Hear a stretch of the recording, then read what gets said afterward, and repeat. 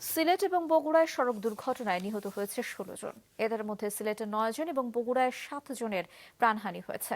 দুর্ঘটনার পর বিক্ষুব্ধ স্থানীয়রা স্পিড ব্রেকার নির্মাণের দাবিতে বগুড়া নওগাঁ মহাসড়ক ৩ ঘণ্টা অবরোধ করে রাখে। ডেস্ক রিপোর্টে দেখুন বিস্তারিত।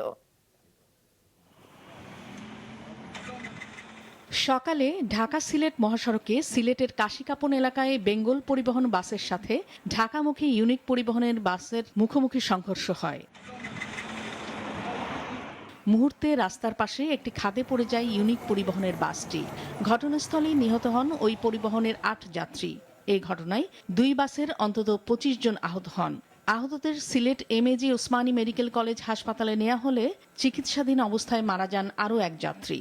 হঠাৎ করে দেখে আপনার নিচে আমার সেন্সই নেই ছিল না। কোটে দেখে আমার বন্ধুর অবস্থা খুবই খারাপ, ভয়ানক অবস্থা দেখে আমার মাথা ঘুরে পড়ছে। আমি যখন আসলাম গাড়ির ভিতরে ঢুকলাম তখন মানুষের অবস্থা দেখে আমি নিজেই ঠিক থাকতে পারি না, কারণ কাকে দেবেন কাকে কোন ভাষা বলবো, এই আমার ভাষা নেই। আমরা এক বাচ্চাটা আমরা পাইছি ব্রট ইন ডেড বলি, মৃত অবস্থায় আমরা রিসিভ করেছি। আর একজন পেশেন্ট ক্যাজুয়ালিটিতে চিকিৎসাধীন অবস্থায়, তার সিরিয়াস হেড ইনজুরি ছিল, আমরা বলি জিসিএস 4। এদিকে ভোরে বগুড়ার এরুলিয়া বাজারে নিয়ন্ত্রণ হারিয়ে ঢাকা থেকে নওগাঁগামী একটি যাত্রীবাহী বাস রাস্তার পাশের একটি বৈদ্যুতিক পিলারে আঘাত করে। বাস চাপায় ঘটনাস্থলে নিহত হন রাস্তার পাশে দাঁড়িয়ে থাকা ধান কাটার ৩ শ্রমিক। বগুড়া শহীদ জিয়াউর রহমান মেডিকেল কলেজ হাসপাতালে নেয়ার পর চিকিৎসাধীন অবস্থায় মারা যান আরও ৪ জন।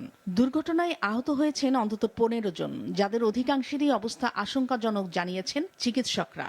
হঠাৎ করে গাড়িটা তার নিয়ন্ত্রণ হারিয়ে আপনার ওই পোলের সঙ্গে প্রথমে ধাক্কা লাগে। পোলের সঙ্গে ধাক্কা লাগার পরে গাড়িটাকে কন্ট্রোল করার জন্য চেষ্টা করছে, কিন্তু পারেনি। তাৎক্ষণিকভাবে এখানে ৩ জন মারা গেছে।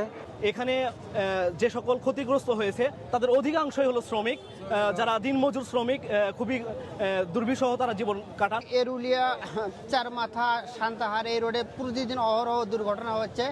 এই রাস্তার ডিভাইডার দরকার, এই গাড়িগুলো নিয়ন্ত্রণে চলা দরকার। গাড়িটা যেভাবে হোক, নিয়ন্ত্রণ হারিয়ে হোক, যেভাবে হোক গাড়িটা ওদের উপর চলে গেছে।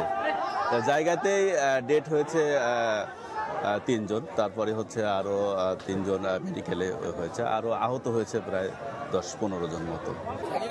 পরে বিক্ষুব্ধ স্থানীয়রা স্পিড ব্রেকার নির্মাণের দাবিতে বগুড়া নওগাঁ মহাসড়ক অবরোধ করে। এতে মহাসড়কের দুই পাশে অন্তত ৬ কিলোমিটার এলাকা জুড়ে তৈরি হয় তীব্র যানজট। টানা ৩ ঘণ্টা পর প্রশাসনিক মধ্যস্থতায় অবরোধ তুলে নেয় আন্দোলনকারীরা। নাদিয়া আফরিন, মাছরাঙা নিউজ ডেস্ক।